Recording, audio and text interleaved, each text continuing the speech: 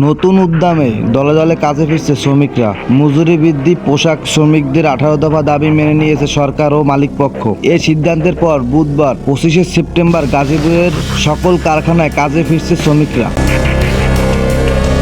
জানা যায়, শ্রমিকদের মধ্যে সেটা কাটিয়ে ওঠার জন্য সরকার ও মালিকপক্ষের মধ্যে 24শে সেপ্টেম্বর বৈঠক হয়। সেখানে বলা হয়, শ্রমিকদের হাজিরা বোনাস সহ নাইট শিফটের মোট 18 দফা দাবি মেনে নিয়েছে মালিকপক্ষ।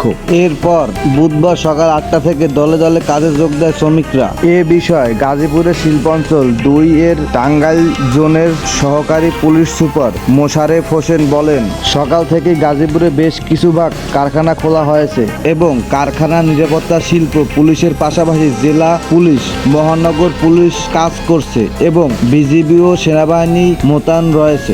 এর আগে গত সোমবার 23শে সেপ্টেম্বর শ্রমিক আন্দোলনের মুখে গাজীপুর মহাসড়ক ও টাঙ্গাইল শ্রমিকদের তোপের মুখে ছিল।